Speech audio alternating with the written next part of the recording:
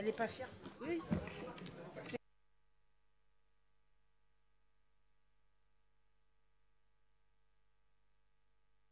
Ok, allez, on va démarrer cette séance de, de conseil.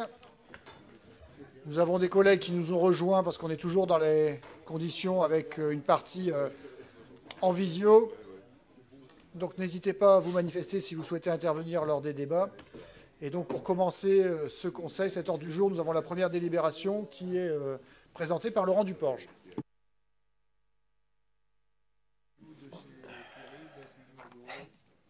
Merci, Monsieur le Président. Il s'agit d'une délibération qui a été sollicitée par l'Université d'Artois pour son site sur le territoire de la commune de Liévin, la faculté des sports.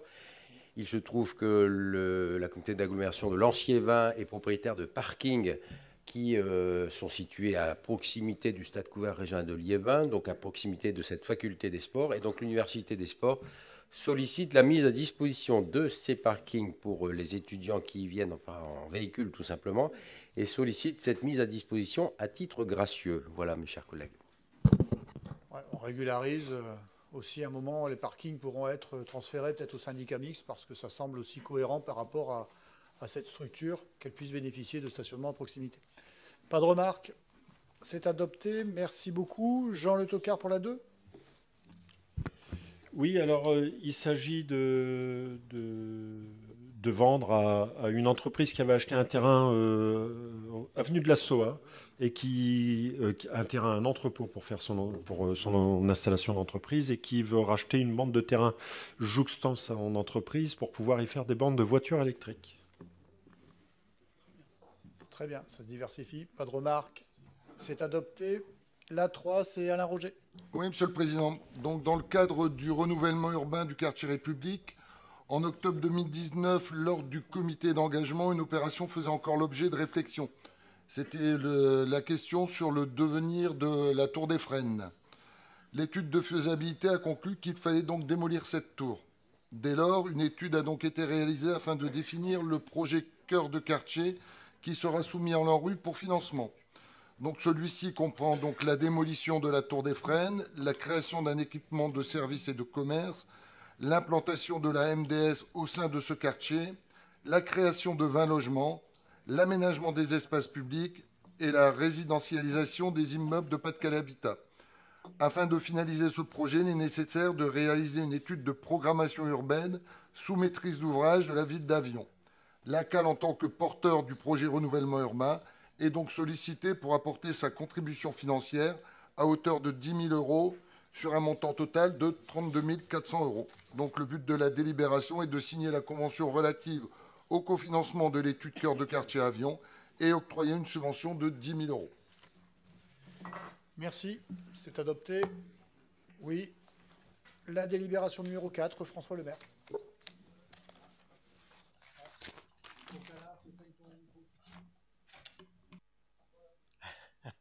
Merci, Monsieur le Président. Mes chers collègues, c'est une action nouvelle qui vous est proposée dans le cadre de cette délibération, une expérimentation, une action qu'on appelle insertion par le logement, que nous vous proposons de tester avec les compagnons bâtisseurs. Cette action s'inscrit d'ailleurs dans le cadre de la programmation politique de la ville 2022. Cette action s'intitule Atelier de quartier, et nous vous proposons de la mener avec les bailleurs sociaux, tout particulièrement Pas-de-Calais Habitat et la SIA, en particulier sur cette première année d'expérimentation sur la commune de Lens. Son objectif est de faire en sorte que les locataires du parc social puissent davantage s'approprier leur logement, notamment en termes d'auto-réhabilitation. Celle-ci sera accompagnée. 7 chantiers ont été ciblés. Des ateliers de bricolage, donc on a à la fois sur des actions individuelles et des actions collectives, notamment dans les centres sociaux, des prêts d'outils, parce qu'on sait bien que nos concitoyens n'ont pas tous la capacité financière d'acheter de l'outillage, et puis aussi plus largement, là cette fois sur l'ensemble du territoire de la CAL, de lancer un dispositif qui s'appelle le Bricobus. Comme je l'indiquais, cette action est reprise au titre de la programmation politique de la ville 2022. Elle est financée par l'État, par la CAF, par les bailleurs sociaux directement concernés. En ce qui nous concerne, eh bien, il vous est proposé d'y contribuer à hauteur de 5 000 euros, ce qui représente eh bien, à peu près 5% du coût global de cette opération. Et je peux vous dire que pour avoir testé un dispositif similaire il y a quelques années dans ma commune avec SIA, je peux vous dire que c'est vraiment une bonne dynamique pour les locataires. C'est l'estime de soi, c'est aussi l'image qu'on renvoie eh bien, auprès de ses voisins, auprès de ses enfants, des amis qu'on invite chez soi. Et je peux vous dire que c'est vraiment un dispositif qui est particulièrement intéressant et qui produit véritablement des effets positifs.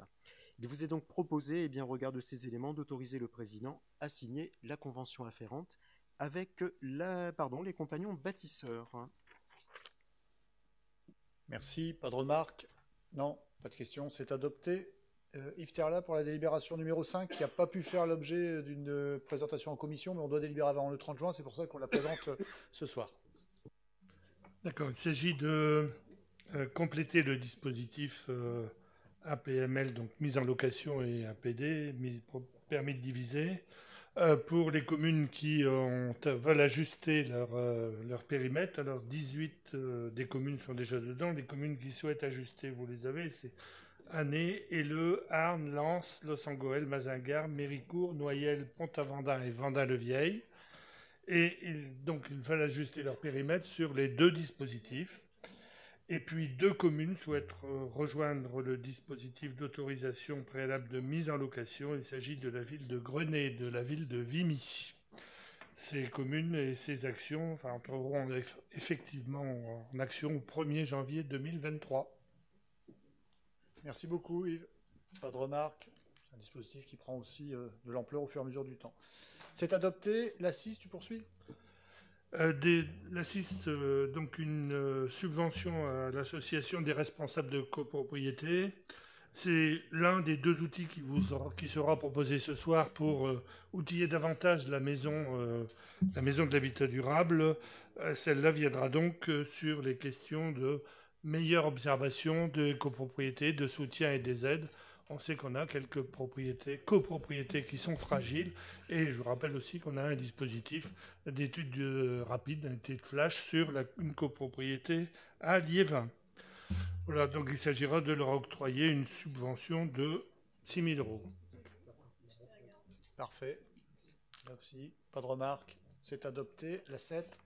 La 7, c'est une convention avec Enedis pour renforcer aussi la question du permis de louer et la qualité et la sécurisation des logements avec une relation plus forte avec Enedis de manière à mesurer les risques pour les habitants et à pouvoir intervenir aussi sur la question du permis de louer dans ce cadre-là. Donc c'est une convention qui est parallèle à celle de la CAF, si on peut s'exprimer rapidement. Merci.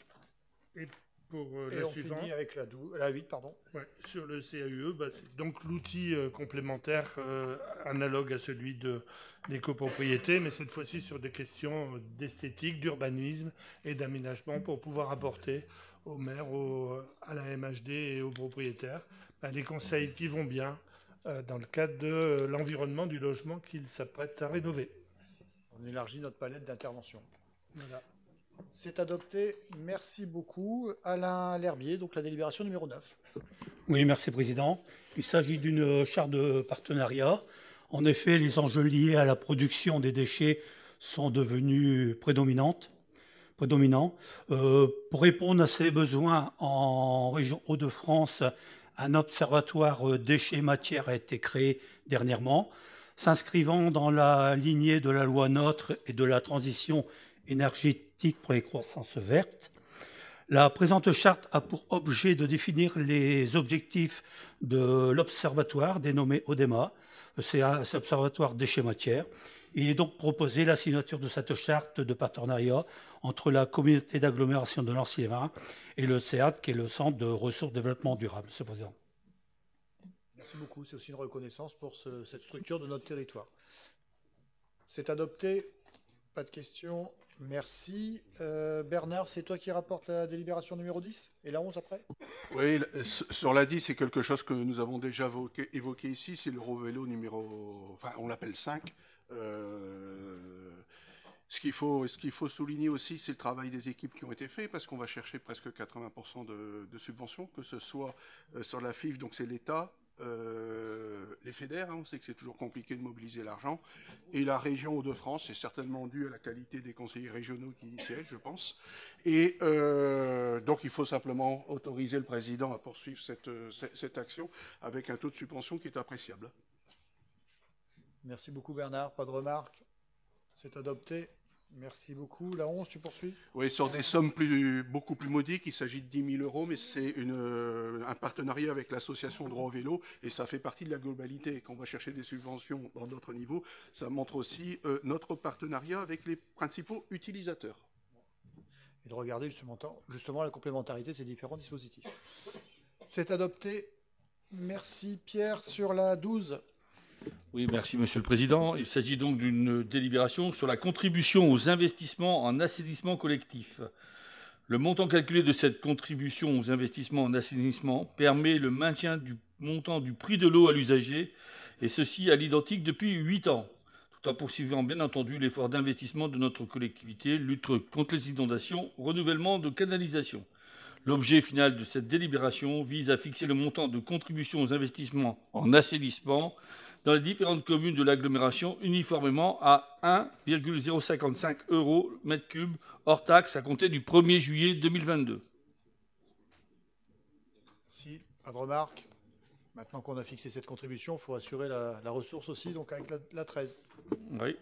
La 13, eh bien, c'est un service public d'eau potable, signature d'une convention pour la fourniture d'eau en gros du syndicat mixte d'adduction des eaux de la Lys à la communauté d'agglomération de Lanciévin. L'objet final de cette délibération vise à autoriser le président à signer avec le SMAEL la convention définissant les modalités techniques, juridiques et financières pour l'alimentation en eau de la cale. Je vous signale tous que depuis quelques minutes, le département du Nord vient d'être mis en alerte sécheresse. Et dans le Pas-de-Calais, ça risque de pas tarder si on a le même temps qui se poursuit. On va être très heureux d'avoir fait 2 nouveaux châteaux d'eau. Ouais, je pense, ouais. Pas de questions sur la 13? Non. Elle est adoptée. On poursuit. Donc Alain Bavet, la 14. Oui, Monsieur le Président, ben voilà, nous partageons un paradoxe avec l'armée de l'air et le PLI. C'est celui que l'armée de l'air a du mal à recruter des jeunes pour les faire entrer en formation. Mais ce sont des formations de tout métier, formations de peintres, d'électriciens, de mécaniciens, de pâtissiers. Et ils ont un certain nombre de postes à faire valoir, puisqu'ils sont à 3000 propositions de recrutement sur 50 métiers, alors que nous, pendant ce temps-là, avec le PLI et avec notre action au sein des quartiers prioritaires, on a du mal à trouver des débouchés, à améliorer l'employabilité de nos jeunes. Donc on a fait le choix de conventionner et de se retrouver tous ensemble autour d'un projet qui permettra de mettre en relation l'armée de l'air et les propositions d'emploi qui lui sont faites, le PLI et la communauté d'agglomération, donc autour d'un projet évalué à 17 200 € pour lequel on vous propose de participer à hauteur de 5 160. Merci beaucoup. Bernard? Oui, notre groupe votera contre la délibération. Ça ne veut pas dire qu'on n'aime pas les pâtisseries de l'armée de l'air, mais on trouve que c'est quand même un peu fort de café. C'est une structure d'État. Ils ont des problèmes de recrutement, mais comme beaucoup de PME, beaucoup d'entrepreneurs, dans le TP c'est vrai, dans le bâtiment c'est vrai, dans la restauration c'est vrai. Si l'État a des difficultés, qu'ils mettent les moyens de l'État. Nous, on supporte déjà la mission locale, le PLI, etc. Donc qu'on soit partenaire, oui, mais qu'on ne remette pas de l'argent. Donc on votera contre en l'État. Alain? Oui, enfin bon, sur le fond... je suis assez surpris parce qu'effectivement, on finance un tas de structures qui nous permettent effectivement d'apporter des solutions nouvelles à nos jeunes. Et il faut savoir que si chez nous, on ne conventionne pas, il y a d'autres territoires, et notamment Béthune le fait depuis très longtemps.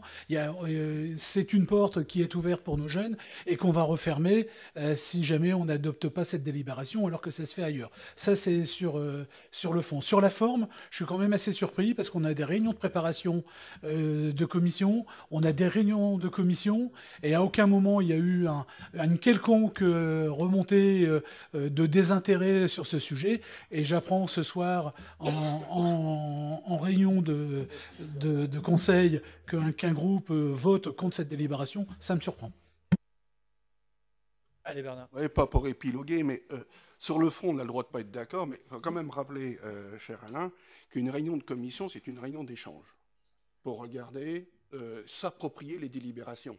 Il appartient quand même au groupe politique et à l'autorité politique, à un moment donné, d'avoir une position qui soit commune. Et ça ne remet pas du tout en cause le bien fondé du travail des commissions. Oui. Bernard Bod a tout à fait raison de rappeler cela, mais en ce qui nous concerne, nous sommes pour. En remettre au vote, ça sera plus simple. Mais bon, il y a aussi la situation de l'emploi, et Jérôme pourrait nous en rappeler au moment où on fera les bilans aussi des différentes structures. On part de loin, donc on a aussi beaucoup de solutions. Il faut mettre un peu tous les fers au feu pour que les gamins du coin, et pas forcément les jeunes, mais aussi le public un peu plus éloigné de l'emploi, puissent trouver des solutions. Là, c'était une opportunité, quel que soit l'âge aussi, et quel que soit le parcours des habitants de ce territoire. On va mettre donc on voit la délibération numéro 14. Vote pour. Merci. Abstention. On n'a pas en ligne. Vote contre. Merci beaucoup. La délibération numéro 15, Christelle. Oui, merci Président. Donc il s'agit du soutien des centres culturels avec l'évolution des modalités d'accompagnement, donc afin de revoir un peu la grille d'attribution des aides aux 11 centres culturels de notre territoire, et celle-ci ayant déjà été en revue en 2018, définissant déjà une nouvelle grille de critères traduisant la volonté d'évoluer d'une politique dite de projet vers une politique dite de projet en lieu et place d'une politique dite de guichet. Donc, depuis, la CAL s'est engagée dans de nouveaux dispositifs tels que le contrat local d'éducation artistique, mais également l'engagement pluriannuel auprès de premiers cercles des acteurs culturels, mise en place d'appels à projets favorisant l'émergence de propositions artistiques, le renforcement également des actions culturelles en lien avec le label Pays d'art et d'histoire, mais également les équipements culturels de notre territoire qui ont mis en cohérence leurs pratiques à la faveur de ces nouveaux dispositifs.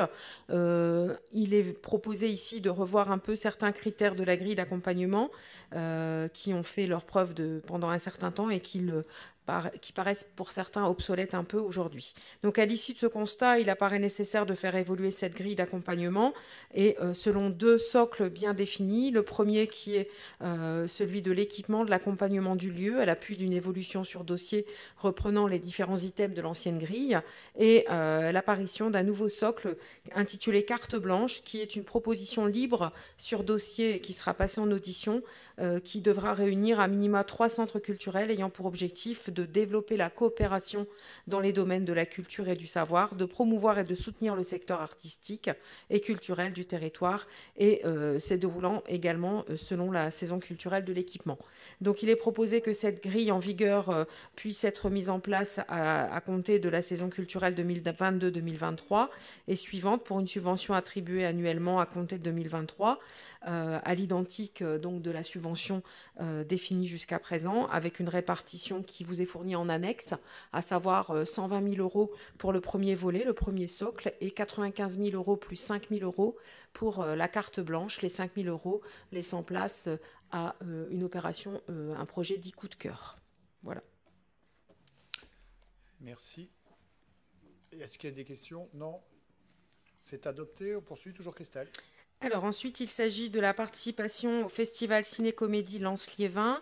Le Festival Ciné-Comédie s'est rapidement imposé comme un événement du cinéma comique en France. Cette manifestation, qui compte sa 5 années d'existence, a pour ambition de faire découvrir des œuvres de patrimoine sur grand écran, de promouvoir les grands acteurs d'hier et d'aujourd'hui, et aussi de soutenir la nouvelle création. L'association Les Amis Ciné-Comédie, qui porte l'événement, a pris la tâche de la communauté d'agglomération de Lens-Liévin afin d'envisager son implantation sur le territoire.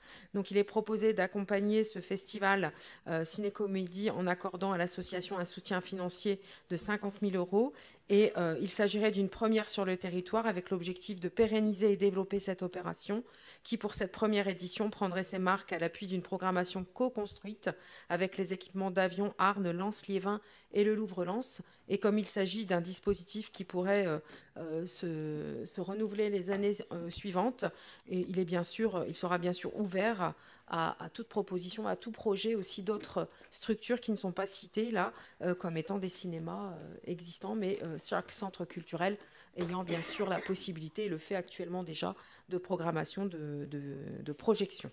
Voilà. Donc pour un montant un accompagnement à hauteur de 50 000 €. Parfait.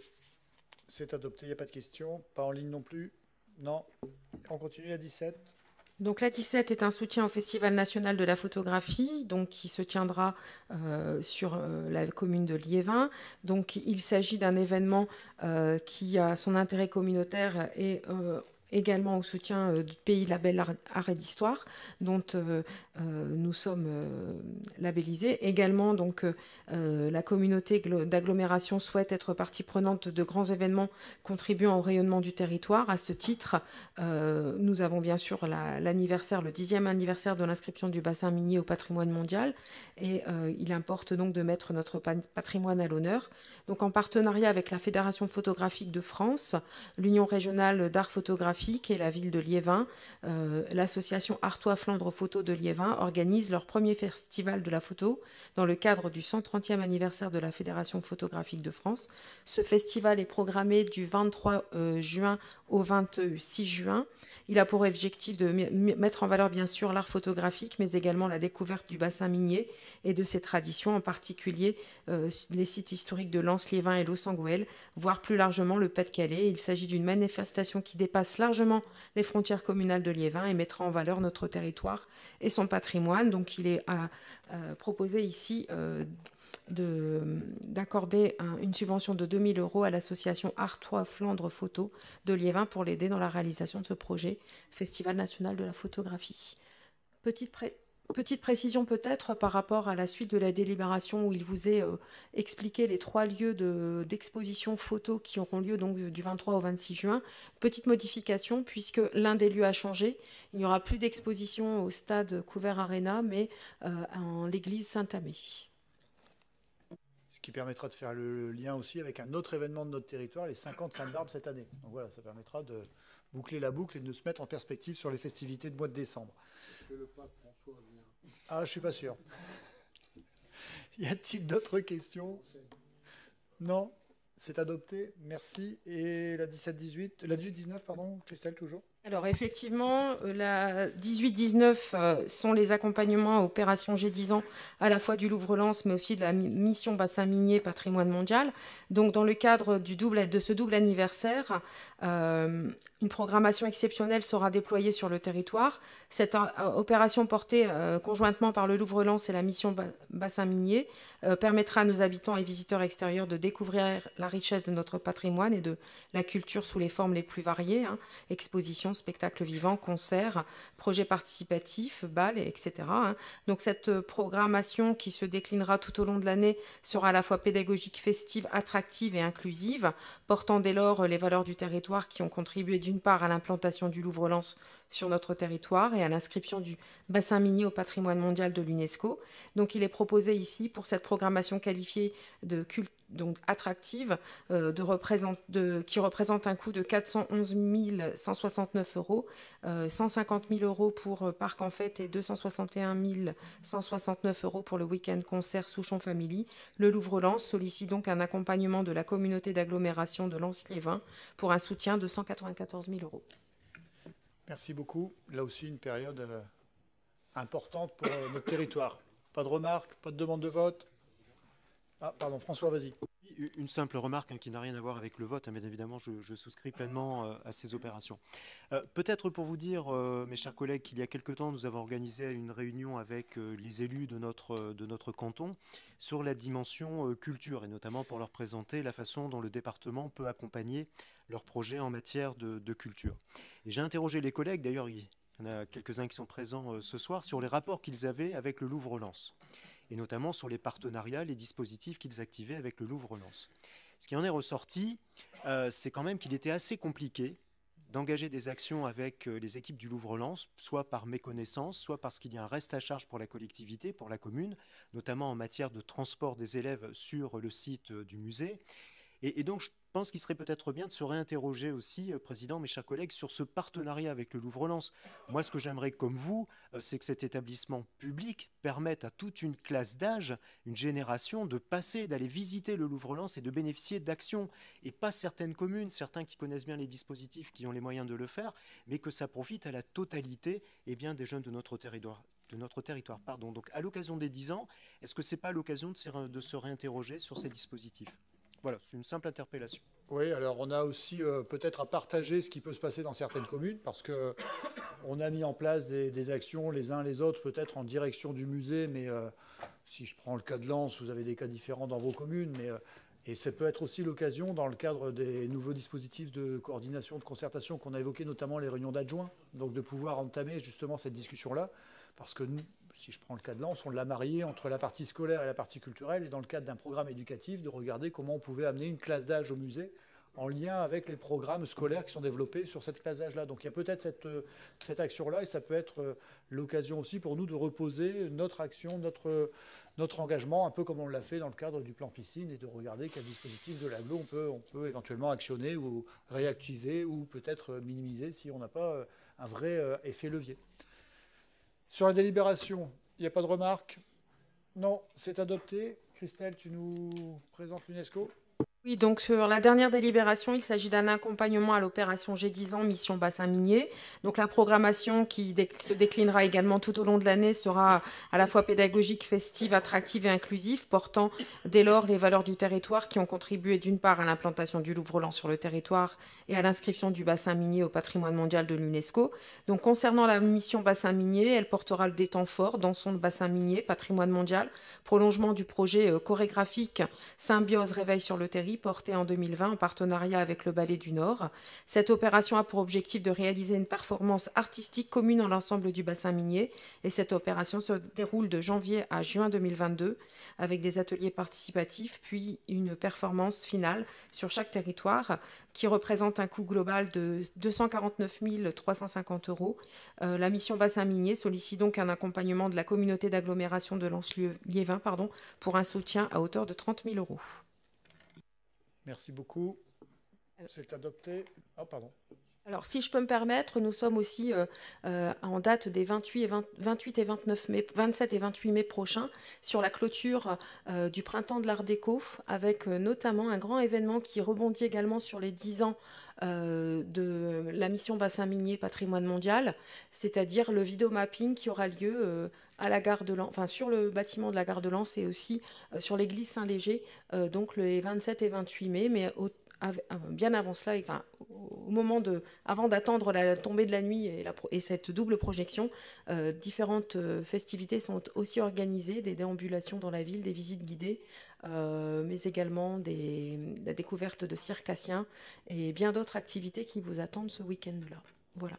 Et puis bien sûr, ce printemps de l'Art Déco qui vit également son 10e anniversaire a permis également de découvrir, en dehors de la ville de Liévin, bien sûr, un autre territoire, notamment avec l'ouverture des églises de Souchet, d'Aix-Noulette, etc. Enfin, de nombreuses activités qui ont déjà eu lieu et qui se poursuivent encore jusqu'au 29 mai. Merci beaucoup. C'est l'occasion d'attirer l'attention d'une autre façon sur notre territoire et d'essaimer après sur les thématiques qui nous fédèrent. Merci beaucoup. C'est adopté. Laurent, pour la délibération suivante. Merci, Président. Bonsoir, chers collègues. Donc, la délibération vise à contractualiser avec l'association des 4 jours de Dunkerque. Donc, deux sujets dans cette délibération. La première concernait l'édition de cette année et le second point concernera une contractualisation qui pourrait se faire sur les années 2023, 2024 et 2025. Donc, le premier point, la 66e édition s'est déroulée du 3 au 8 mai. La commune de Mazingarbe a été ville départ de la 4e étape. Au regard de l'importance de cette manifestation, des valeurs qu'elle véhicule auprès de la population, des retombées économiques sur le territoire, puisque je vous rappelle que pour chaque étape, c'est 700 nuits d'hôtel qu'il faut trouver. Donc pour le développement économique du territoire, c'est très bien. Il vous est proposé que l'agglomération apporte son soutien financier à hauteur de 15 000 € pour les 4 jours de Dunkerque et donc pour l'édition et au départ de la ville de Mazingarbe, donc 50% pour l'agglo et 50% pour la ville de Mazingarbe. Le second point concerne la contractualisation sur les prochaines années.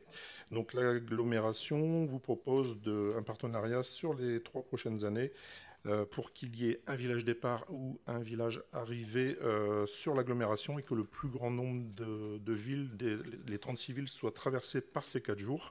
Donc notamment pour le rayonnement sportif de l'agglo, mais aussi son développement économique. Et donc on vous propose que l'agglomération prenne en charge la totalité des frais engagés. Normalement, vous recevrez un mail incessamment sous peu, après que la délibération sera faite, pour que les villes puissent se positionner avant le 15 juin. C'est une proposition d'un village départ et d'un village arrivé tous les ans. Et on paye la contribution aux 4 jours de Dunkerque, qui est la commune ayant les charges entre guillemets techniques. Mais ça permet surtout d'avoir une visibilité. Vous avez vu, en termes de presse, en termes de médias, c'est aussi en complément d'événements comme la Route du Louvre, comme le meeting, qui est le premier meeting international à Liévin, comme les événements sportifs qui jalonnent notre territoire, plus ou moins confidentiels dans des sports, mais qui restent aussi dans leur domaine des vitrines à part entière. Là aussi, ça nous permet de donner une autre dimension à ce qu'on peut porter comme message et de, comme le disait Christelle tout à l'heure par rapport à l'art déco, nous amener sur nos thématiques plus traditionnelles, au travers ce sport, nous amener aussi sur une visibilité et transformer l'essai économique et la politique de développement économique du territoire dans le cadre du tourisme est aussi un axe majeur. Et on a eu l'occasion de le partager avec la directrice et le président de l'Office du tourisme. Y a-t-il des remarques? Non. Eh bien, c'est adopté. Merci beaucoup. Alors, c'est André qui rapporte la délibération suivante, la 21. Oui, merci Monsieur le Président. Donc, la 21, il s'agit d'accompagner, de continuer à accompagner les opérations ERBM. On avait déjà créé un poste en 2019. Le poste existe déjà, donc, et il vous est proposé de le renouveler pour une durée de 3 ans, afin d'accompagner opérationnellement la mise en œuvre de l'ERBM sur les communes concernées. Voilà. Merci, c'est adopté. La 22. Alors la 22, eh bien, il s'agit cette fois d'actualiser le poste chargé d'opérations complexes dans le domaine du bâtiment. C'est un poste qui existe, mais il faut le requalifier, car aujourd'hui, il est proposé d'actualiser le poste en ouvrant le recrutement au cadre d'emploi de techniciens afin d'assurer le pilotage et l'assistance technique auprès des services thématiques de la collectivité, de participer à l'élaboration des programmes, des projets études préliminaires, programmes d'opération et d'accompagner la conduite d'opérations dans le domaine du bâtiment. Voilà pour ce poste. Merci, c'est adopté. La 23, toujours. Alors, André. toujours un poste qui est déjà créé, qu'il s'agit également de requalifier. C'est la requalification donc du poste de médiateur cinéma en coordinateur de projets culturels. Donc, comme vous le voyez, un poste moins restrictif dans l'action. Merci. Il y en a encore une, André. Alors, c'est adopté, la 24. Là, il s'agit d'une création d'un emploi de chargé de mission ingénierie financière en contrat de projet d'une durée de 36 mois pour la direction et des finances. Comme vous le constatez, l'accroissement des différentes missions nécessite un appui plus soutenu. Cette personne aura également la mission de recherche et de suivi des subventions. Donc il s'agit d'armer notre service pour faire face donc au suivi financier des projets. Voilà, Monsieur le Président. Merci beaucoup. Pas de remarques sur ce poste. C'est adopté. Pas de demande de vote. C'est parfait. La délibération 25, c'est Philippe Lagrange. Enfin, tiers groupé 25-32, si j'ai bien compris. Voilà, donc bonjour. Oui. Donc la première intervention concerne l'approbation des comptes de gestion 2021 pour les 8 budgets de la communauté d'agglo. Comme chaque année, le comptable du Trésor de la CAL a communiqué les comptes de gestion de l'exercice passé pour chaque budget, afin que le Conseil communautaire puisse procéder à son examen et formuler toute observation ou réserve utile. Le compte de gestion retrace les opérations budgétaires en dépenses et en recettes selon une présentation analogue à celle du compte administratif. Il comporte une balance générale de tous les comptes tenus par le trésorier et un bilan comptable de la collectivité qui décrit de façon synthétique l'actif et le passif. Conformément aux dispositions du Code général des collectivités territoriales, le Conseil communautaire arrête les comptes de gestion de l'exercice clos avant d'adopter les comptes administratifs. Les résultats consignés dans les comptes de gestion de l'exercice 2021 présentent une parfaite concordance entre ces deux comptes administratifs 2021. Il vous est donc proposé d'approuver les 8 comptes de gestion. Merci beaucoup. Y a-t-il des questions? Non. C'est adopté. Je vais laisser donc pour la délibération suivante la présidence à Laurent Duporge et je reviendrai après. Peut-être. Voilà.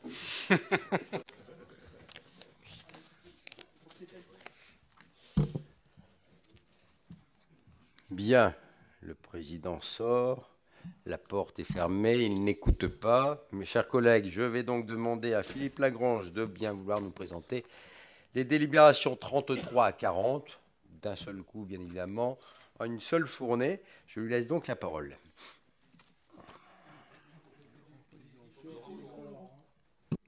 « 33 à 40 concerne l'approbation des comptes administratifs 2021 pour les 8 budgets de la communauté d'Aglo. Vient ensuite le moment de présenter une synthèse des comptes administratifs 2021 consolidés. Une présentation va vous être projetée sur l'écran. Les principaux chiffres clés sont les suivants. Sur les 8 budgets gérés par la communauté d'Aglo, 198,5 millions d'euros ont été réalisés en dépenses en 2021, dont 67,9% en fonctionnement. Les dépenses d'investissement hors remboursement de la dette s'élèvent globalement à 49,6 millions d'euros. Le niveau d'investissement a été maintenu en 2021, comparativement aux années précédentes, toujours dans un contexte de crise. Faisons maintenant un zoom sur les indicateurs financiers. Les équilibres financiers sont plus favorables qu'en 2020, mais ils restent néanmoins consolidés dans un contexte très incertain à plusieurs niveaux. En 2021, le contexte de crise sanitaire et économique a encore impacté négativement les recettes de fonctionnement. Pour mémoire, c'est en 2022 que le produit de la CVAE sera le plus impacté. On peut citer ensuite parmi les faits marquants le remboursement des frais financiers qui diminue de 5,9% en 2021. Le taux d'épargne brute progresse et atteint 18% fin 2021. De même mécaniquement que le niveau de l'épargne nette en lien avec la maîtrise des dépenses de fonctionnement, moins 0,5% par rapport à 2020. Et malgré tout, une progression des recettes de fonctionnement. Il faut signaler que l'encours de dette est stable par rapport à 2020 et qu'il s'élève à 196,6 millions d'euros avec une dette très saine. Enfin, la capacité de désendettement est de 6,7 années fin 2021, alors qu'elle était de 10,6 années fin 2020, tout budget confondu. Le point maintenant sur les résultats comptables. Un chiffre à retenir, un excédent brut de 23,9 millions d'euros, tout budget consolidé. Ce niveau d'excédent apparaît suffisant et bien dimensionné aux besoins de trésorerie de la collectivité. Attardons-nous maintenant sur les recettes de fonctionnement. Elles progressent globalement de 10,3 millions d'euros par rapport au compte administratif 2020. Néanmoins, il faut souligner que la part des recettes fiscales diminue sensiblement, passant de 50 à 30% en 2021. De ce fait, on observe une grande dépendance aux dotations et compensations versées par l'État, qui représentent 52% des recettes de fonctionnement. La progression des recettes en 2021 est liée à l'évolution du produit de TOM de plus 3,9 millions d'euros. Néanmoins, le produit de la TOM et les recettes de valorisation des déchets sont loin de couvrir le coût du service de collecte et le traitement des déchets, qui progresse significativement d'année en année. Le taux de couverture des dépenses par les recettes dédiées s'élève à 62,5% en 2021. Il diminuera en 2022. Concernant ensuite les dépenses de fonctionnement, elles s'élèvent à 134,8 millions d'euros et elles sont maîtrisées, en diminution de 0,5% en 2021. Les charges à caractère général représentent 33% du total. Elles progressent en 2021 de 1,7%, c'est-à-dire plus 0,8 millions d'euros. Alors que le principal poste de cette enveloppe, le service de collecte et de traitement des déchets, progresse de 5%, plus 1,7 million d'euros. Un effort a été fait pour limiter la progression des autres charges à caractère général. Passons maintenant à l'investissement. La CAN maintient en 2021 son niveau d'investissement, comme souligné en introduction, hors remboursement de la dette qui représente 14 millions d'euros. Presque 50 millions d'euros ont été investis en 2021. Les dépenses de travaux sont prépondérantes et représentent 44% du total. Quel est le mode de financement de ces investissements? Le budget 2021 se distingue par une progression de l'autofinancement. L'épargne brute, 29,5 millions, permet d'autofinancer 46% des dépenses d'investissement, y compris en remboursement de capital de la dette. L'épargne nette finance alors 31% des dépenses d'équipement contre 12% en 2020. L'emprunt mobilisé en 2021 s'élève à 16,1 millions d'euros, dont 2,4 millions d'euros d'avance versés par l'agence de l'eau à taux zéro. L'emprunt finance 32,5% des dépenses d'équipement en 2021. Passons maintenant à la présentation des comptes 2021 par politique publique, fonctionnement et investissement confondus. Les 198,5 millions d'euros de dépenses sont répartis ainsi. Le montant des dépenses directement affectées aux politiques communautaires ou réservées au territoire représente 74,6% des dépenses et s'élève à 148,1 millions d'euros. L'annuité de la dette représente 9,9% des dépenses. La masse salariale représente 6,7% des dépenses contre 6,6% en 2020. Enfin, 5,2% des dépenses sont consacrées à la maintenance et à l'entretien du patrimoine ainsi qu'aux dépenses de structure de la collectivité. Parmi les 148,1 millions d'euros directement affectés aux politiques communautaires et aux territoires, 63,6 millions sont consacrés au développement durable. Premier poste d'intervention, puis 20,5 millions à l'attractivité du territoire et 10,9 millions au développement social. 43,9 millions sont directement versés aux 36 communes et 6,9 millions d'euros sont versés aux SDIS. Enfin, la gestion du crématorium représente 2,2 millions d'euros de la fourrière et 0,1 million d'euros en 2022.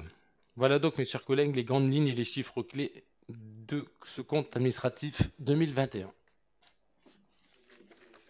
Je pense qu'on peut remercier d'abord Philippe pour la présentation synthétique de ce compte administratif. Saluer également la qualité du document qui a été préparé par les services de la communauté d'agglomération de Lens-Liévin. Avez-vous des questions à poser à Philippe? Il n'y en a pas? Eh bien, écoutez, mes chers collègues, je vais donc mettre au vote ces comptes administratifs. Il y en a donc plusieurs. On fait un compte groupé. Personne ne s'oppose à ce vote groupé. Eh bien, écoutez, est-ce qu'il y a des votes contre? Est-ce qu'il y a des abstentions? Alors, je ne sais pas, moi, je ne vois pas sur en visio s'il y en a ou pas. Donc, y a-t-il des votes d'abstention? Il n'y en a pas? Très bien. Eh bien, donc, ces comptes administratifs, mes chers collègues, sont votés à l'unanimité. Et je pense que nous pouvons, si vous en êtes d'accord, pour lui annoncer la bonne nouvelle, faire revenir le président. Voilà.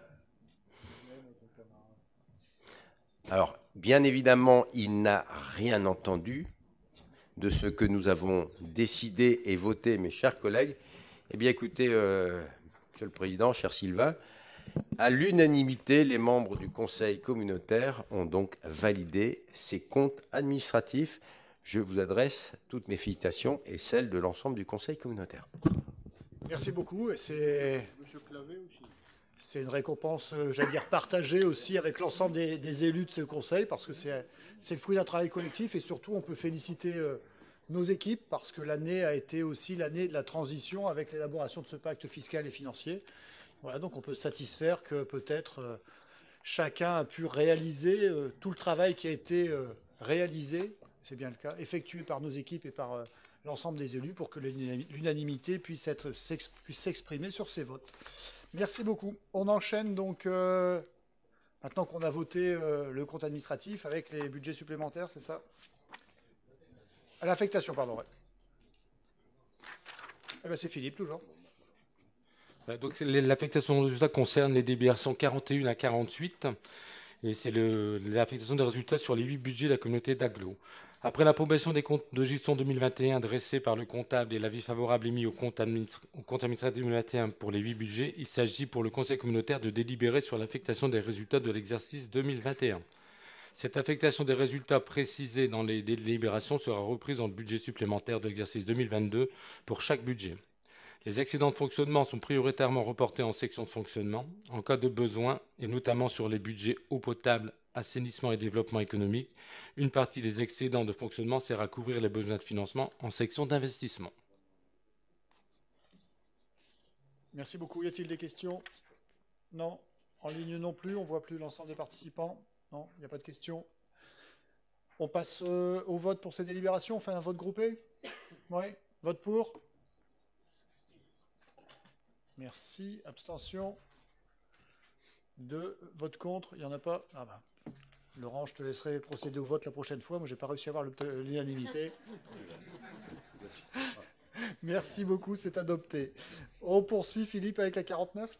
Oui, donc même principe, on va délibérer de la 49 à la 56 pour le vote du budget supplémentaire 2022 pour les 8 budgets de la CAL. Voilà, donc il s'agit là essentiellement d'une étape budgétaire permettant d'affecter les résultats 2021 dans la mesure où le budget primitif 2022 a été voté il y a peu de temps. Les équilibres financiers du budget primitif ne sont pas impactés et les principales caractéristiques du budget supplémentaire sont les suivantes. L'affectation d'excédents disponibles qui s'élève tout budget confondu à 23,9 millions d'euros. L'affectation de ces résultats sert à diminuer le besoin d'emprunt prévisionnel 2022 de 21,3 millions d'euros. Au budget supplémentaire, le besoin d'emprunt s'élève donc à 38,7 millions d'euros contre 60 millions au budget primitif 2022.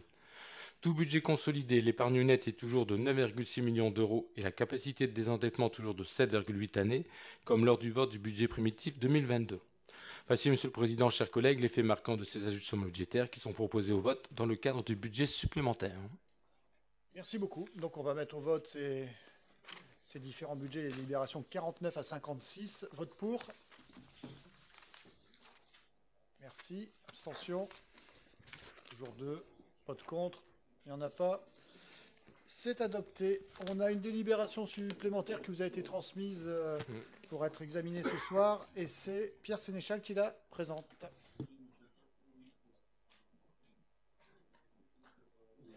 Oh, pardon. Oui, il s'agit d'une délibération sur table concernant le RBM. À ce titre, donc, dans le cadre de l'engagement pour le renouveau du bassin minier, dans le cadre des réhabilitations thermiques des logements des cités minières, l'État et la région Hauts-de-France se sont engagés en 2022 à financer en partie les projets de restructuration de l'espace public des cités minières, dont notamment les travaux de renouvellement des réseaux d'eau potable et d'assainissement. Ce dispositif viendra compléter les financements disponibles auprès de l'Agence de l'eau que la CAL a sollicité ou sollicitera pour l'ensemble des opérations ERBM. À ce titre, la CAL a engagé en 2021 et depuis début 2022 plusieurs opérations de travaux relatives à l'ERBM, à savoir Bully-les-Mines, cité des Alouettes, Lens, cité 4, phase 1, Giratoire-Maës, route d'Arras et rue du Moulin, Lens-Îlot-Parmentier, Liévin, cité des Jeunettes. Des études sont également en cours sur Lens, cité 4, phase 2, avenue Maës et rue du Moulin, et Méricourt, cité du Parc et des Croisettes. L'objet final de la délibération vise à autoriser le président à demander des subventions auprès de chaque financeur des opérations en cours depuis 2021, autoriser le président à engager les projets à venir et à demander des subventions auprès de chaque financeur. Vous avez bien entendu derrière le détail financier, je vous dis ça parce que si on fait le petit total sur 2021-2022, on arrive à, et je vous fais grâce des centimes, à un total de 14 568 551 euros. C'est conséquent. Et je voudrais ajouter quelque chose, c'est beaucoup de travaux, et il faudra peut-être penser à mettre des bras pour qu'on puisse faire ces travaux. Non pas sur place, hein, mais dans nos bureaux. On a commencé tout à l'heure aussi avec quelques recrutements, le renouvellement de certains contrats. Voilà, c'est ce qui explique. Voilà, Il en faudra encore plus. On a la concrétisation. Y a-t-il des remarques, des demandes de vote? Non. C'est adopté. Merci beaucoup. Et l'ordre du jour est épuisé, donc on se retrouve début juillet.